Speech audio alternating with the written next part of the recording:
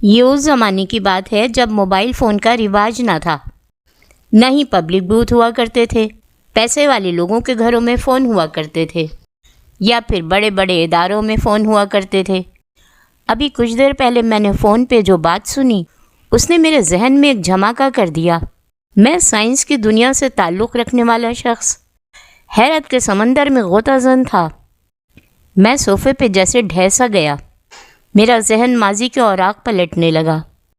جب میں سائنس کا اسٹوڈنٹ تھا، میں میڈیکل کی تعلیم حاصل کر رہا تھا اور کچھ سائنسی کتابوں کے حصول کے لیے مختلف بازاروں میں، مختلف کتب گھر میں اپنے مقصد کی کتابیں خریدنے اور ڈھونڈنے چل پڑتا تھا۔ ضرورت کی 2 کتابیں مل جانے پہ میں واپسی کے لیے مڑا کہ مجھ سے کچھ فاصلے پر ہی ایک لڑکی سڑک پار کرتے ہوئے ذرا سا آگے بڑھتی، پھر تیزی سے آتی گاڑیوں کی وجہ سے گھبرا کے اپنے بڑھتے قدم پیچھے کی طرف کر لیتی۔ میں اپنے دوستوں میں بڑا مغرور سمجھا جاتا تھا، کسی لڑکی کی طرف آنکھ اٹھا کے نہ دیکھتا تھا، لیکن اس لمحے میری نظریں اس لڑکی کے چہرے سے نہ ہٹ رہی تھیں۔ اجلی رنگت اور اس پہ بے حد خوبصورت 2 نیلی آنکھیں، اس کی آنکھوں میں بلا کی خوبصورتی تھی۔ میں بے اختیار اس کی طرف بڑھا۔ میرا دل تیزی سے دھڑکنے لگا۔ میں نے شائستہ لہجے میں اس سے پوچھا کہ کیا میں روڈ پار کروانے میں آپ کی ہیلپ کروں؟ وہ جھینپ کے مسکرا دی اور سادگی سے اپنا ہاتھ میری طرف بڑھا دیا۔ میں نے اسے روڈ پار کروایا اور پھر سے اس کی نیلی آنکھوں کے سحر میں کھو سا گیا۔ یہ بھی یاد نہ رہا کہ اس کا ہاتھ اب تک میرے ہاتھ میں ہے۔ اس نے شرارت سے مجھے دیکھتے ہوئے اپنے دوسرے ہاتھ کی انگلی کا رخ میرے ہاتھ کی طرف کیا جس میں اس لڑکی کا ہاتھ تھا۔ میں نے ایک دم اس کا ہاتھ چھوڑ دیا۔ وہ بولی، شکر ہے کہ ابھی بھی دنیا میں اچھے لوگ ہیں۔ میں نے مسکرا کے پوچھا، مثلاً؟ وہ بولی، جیسے آپ، اور پھر خوش دلی سے ہنس دی۔ اس روز کے بعد سے میں اپنی مصروفیت سے جب فارغ ہو کے بیٹھتا، وہ چھم سے میرے خیالوں میں آ جاتی۔ میں کہیں بھی آتا جاتا، بازار میں، سڑکوں پہ، محفلوں میں، غرض کے ہر جگہ میری نظریں اس کو تلاش کرتیں کہ دوبارہ وہ مجھے مل جائے، کہیں نظر آ جائے، لیکن وہ مجھے کہیں نظر نہ آئی۔ زندگی کے شب روز اپنی رفتار سے گزر رہے تھے۔ اب میں ایک مقامی اسپتال میں اسسٹنٹ سرجن تھا اور گھر جاتے جاتے بھی مجھے اکثر آدھی رات ہو جاتی تھی۔ اس وقت بھی رات کے 12:30 بج رہے تھے۔ میں تھک کے نڈھال سا ہو کے کرسی پہ بیٹھ گیا کہ ایک دم سے دروازے پہ دستک ہوئی۔ مجھے دستک پہ حیرانی تھی کہ ابھی تو میں اسپتال کا راؤنڈ لگا کے آیا ہوں، کوئی ایسی بات نہ تھی، پھر اس وقت کس کو میری ضرورت پڑ گئی؟ میں نے کمرے کا دروازہ کھولا تو ایک نسوانی پیکر میرے سامنے کھڑا تھا۔ وہ میرے پیچھے چلتی ہوئی تیزی سے کمرے میں آئی۔ میری نظریں آج پھر اس پہ جمی ہوئی تھیں۔ وہی خوبصورت خد و خال، وہی رنگ و روپ اور وہی بلا کی حسین نیلی آنکھیں، اور گلے میں پڑا سرخ گلاب کا ہار، اور ان گلاب کے پھولوں کی خوشبو سے سارا کمرہ مہک رہا تھا۔ میرے انہماک پہ وہ ہولے سے مسکرا دی۔ تو ڈاکٹر صاحب، آپ نے مجھے پہچان لیا؟ میں ابھی بھی یک ٹک اسے دیکھے ہی جا رہا تھا۔ پھر وہ ایک دم سنجیدہ ہوتے ہوئے بولی، ڈاکٹر صاحب، میرے شوہر کا بی پی بہت ہائی ہو جاتا ہے اور وہ اس وقت اپنے گھر میں بے ہوش پڑے ہیں۔ مہربانی کر کے آپ ابھی فوراً جا کے انہیں چیک کر لیں، یہ ان کا ایڈریس ہے۔ اس نے ایک پرچی پہ لکھا ایڈریس ٹیبل پہ رکھ دیا۔ میں کوئی گلی میں بیٹھنے والا چھوٹا موٹا ڈاکٹر نہ تھا کہ لوگوں کے گھروں میں جا کے انہیں دیکھوں، لیکن میں اس پری پیکر کو انکار نہ کر سکا۔ میں نے اپنے بیگ میں ضروری دوائیں وغیرہ رکھیں اور اس سے سوال کر دیا، کیا آپ مجھے وہاں جانے کے لیے کہہ رہی ہیں، لیکن کیا خود وہاں نہیں جا رہی؟ وہ بولی، نہیں، وہ مجھ سے الگ جگہ پہ رہتے ہیں، میں ان کے ساتھ نہیں رہتی۔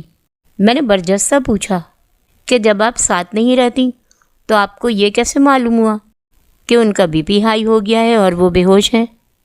وہ بولی، اس بات کو چھوڑیں، بس آپ جلدی سے جا کے انہیں دیکھ لیں۔ میں نے کہا، حیرت ہے کہ آپ ان سے الگ بھی ہیں اور آپ کو ان کی فکر بھی ہے۔ چلیں میں آپ کو چھوڑ دوں، آپ اس وقت اتنی رات میں اکیلے کیسے جائیں گی؟ وہ بولی، آپ میری فکر نہ کریں، میں چلی جاؤں گی۔ اگر آپ مجھے چھوڑنے چلے گئے تو آپ کو میرے شوہر کے پاس پہنچنے میں دیر ہو جائے گی۔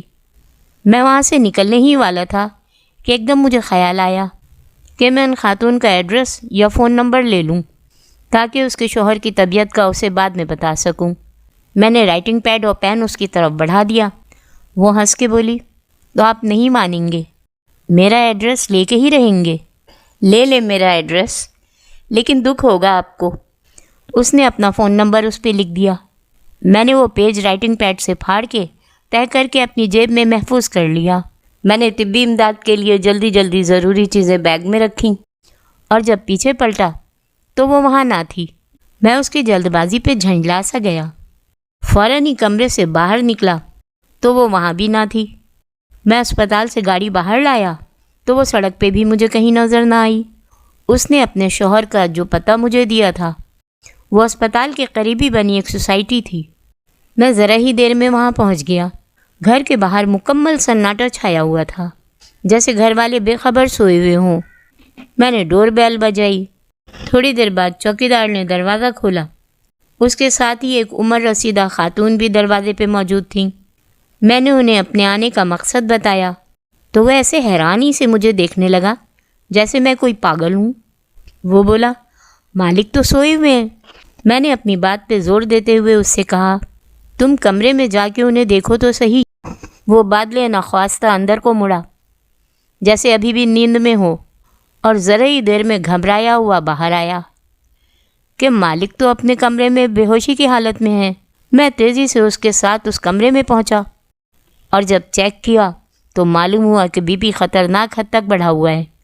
میں نے ابتدائی طبی امداد دی اور اس کے 2 ملازموں کے ہمراہ اپنی گاڑی میں ہی اسے ڈال کے اسپتال لے آیا۔ کچھ دنوں بعد جب وہ صحت یاب ہوا تو میں خود اس کے ساتھ اسے چھوڑنے اس کے گھر آیا۔ میں ڈرائنگ روم میں بیٹھا تھا۔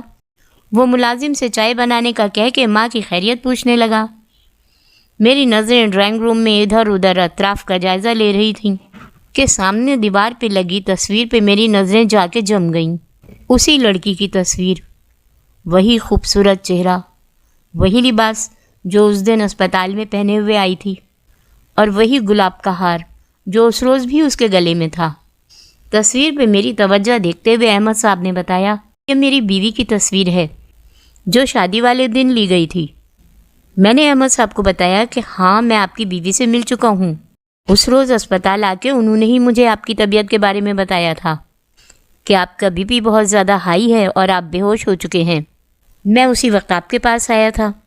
احمد صاحب کا چہرہ جیسے زرد ہو گیا تھا۔ بولے، لیکن ڈاکٹر صاحب، میری بیوی کے انتقال کو تو 8 ماہ گزر چکے ہیں۔ اور ان کے منہ سے یہ بات سن کے مجھے حیرت کا شدید جھٹکا لگا۔ بے اختیار میرے منہ سے نکلا، لیکن یہ کیسے ممکن ہے؟